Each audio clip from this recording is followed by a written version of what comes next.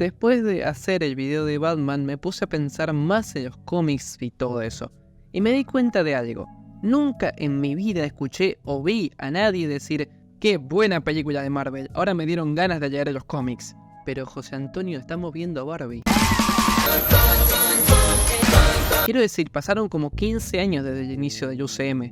La gente estaba maravillada, se enamoraba de estos personajes y ninguno quiso conocer las cientos de historias que hay en los cómics sobre esos mismos personajes. Me pueden decir que es difícil trasladar a audiencias, claro, como si nunca vimos a gente jugando a juegos o leyendo libros por verlos adaptados a una serie. Además, que en este caso es aún más fácil porque son personajes en cómics.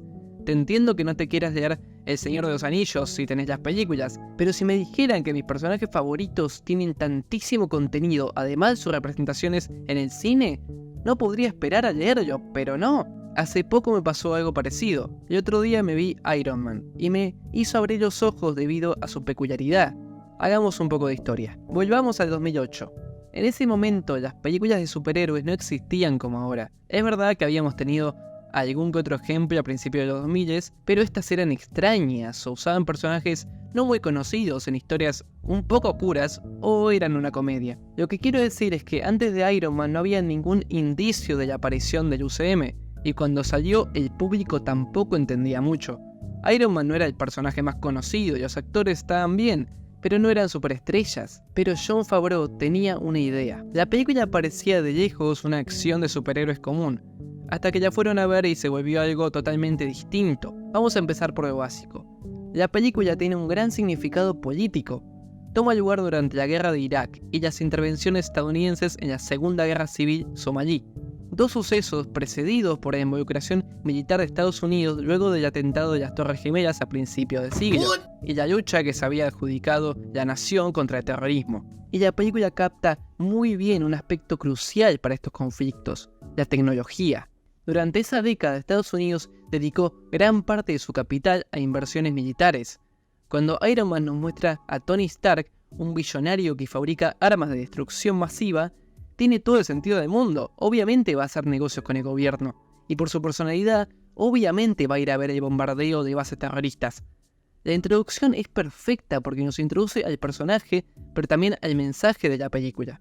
Ya metiéndonos más en el personaje, me encanta que Tony sea un hijo de su madre. Me parece que es la principal razón por la que la gente tiene tanto cariño al personaje. Creo que hasta hoy en día todo el mundo y su vieja conoce a Tony Stark por esta película, no por lo que vino después.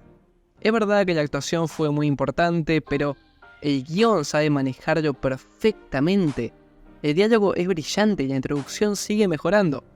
Cuando Tony es secuestrado después de haber sido atacado con sus propias bombas, humaniza el personaje y trae otro aspecto de la trama.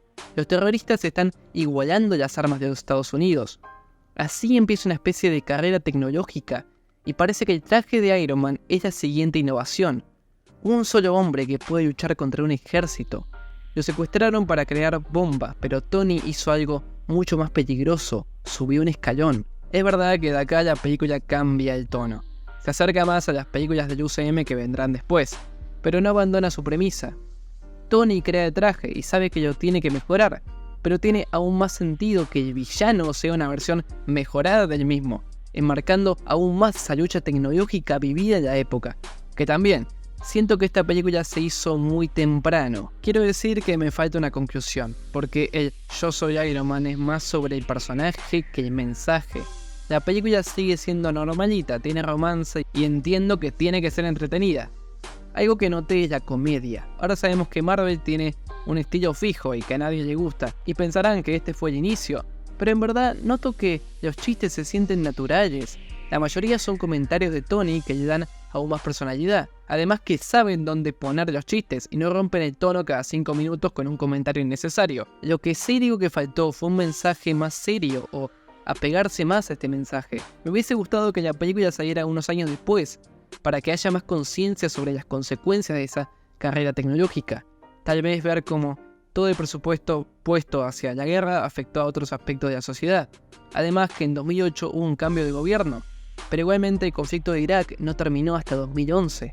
Y cuando me puse a ver si había algún cómic de ese estilo, o si UCM había influenciado a las versiones escritas, no encontré nada, solo que hacen que los personajes se vean exactamente como las películas, casi para que te confundas pensando que son las de UCM como las versiones truchas de las películas de Disney. Es que esta gente no lee los cómics, y es porque no les importa. Estas personas no quieren a los personajes, quieren la versión de UCM.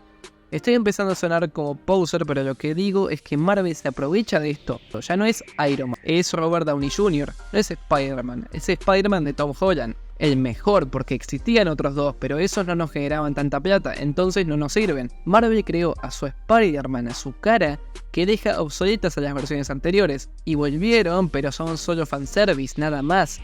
Tom Holland es la versión definitiva, el único al que le tenemos que prestar atención. Y eso va totalmente en contra de los cómics. Desde siempre Marvel se orgullecía de tener varias versiones de los personajes y que todas tengan algo distinto que decir. De ahí vienen los cimientos que dieron vida a Spider-Verse, que se salían de la norma de lo que podía ser una película de Spider-Man.